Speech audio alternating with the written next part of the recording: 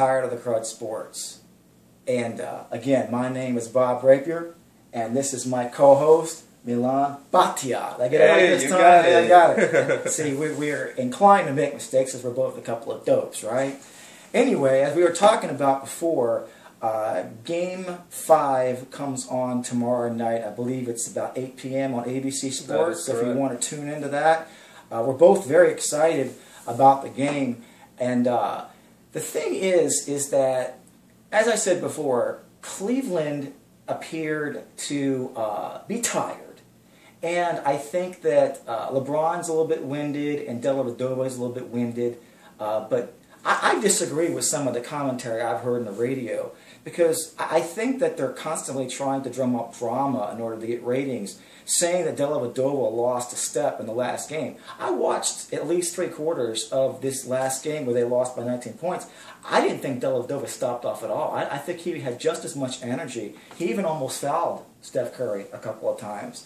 But so I would say that Cleveland needs to come in with the kind of energy that they had in Game 2 and 3. And the biggest thing is since Golden State won the game, because, hey, look, Steve Kerr made a decision. He decided, hey, we're either going to shoot the three out of the ball or we're going to lose. You know what? Steve Kerr, you know what his pedigree in basketball is? He was the three-point shooter on Michael Jordan's NBA championship teams. Not even the first, it was the second three. Remember, John Paxson was the first 3 championships. All Paxson did was shoot the 3. Steve Kerr is a decent coach, but he's not a genius by any stretch.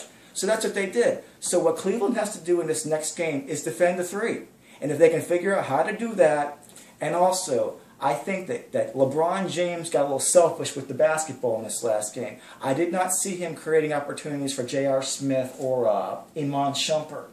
Iman Shumpert and J.R. Smith did not get anywhere near the touches because I thought LeBron James became a little bit selfish with the basketball.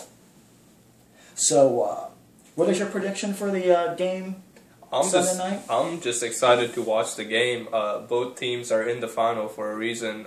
They both have their strong points and their weak points. I'm just staying neutral and seeing where it goes. Oh, yeah. And you know what? I agree with what LeBron James said about Matthew Dellavedova. It isn't that Steph Curry had an off shooting night 2 nights in a row.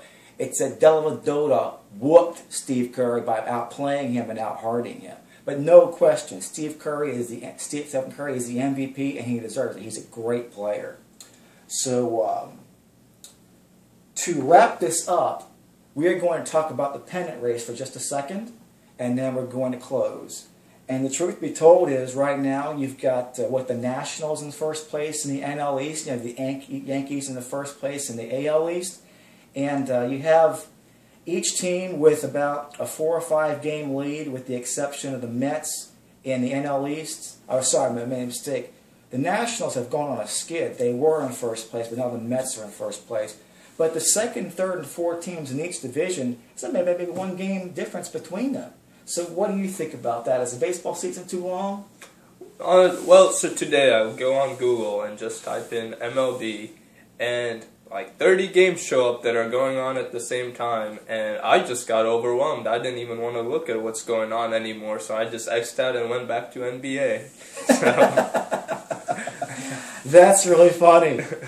So, we hope that you've enjoyed this first episode, and we hope that you would like to make us your new home for sports. And remember, if you like what we're doing here, let us know, because you can always just drop your cable network, because I do believe that most of you only have cable because you want ESPN.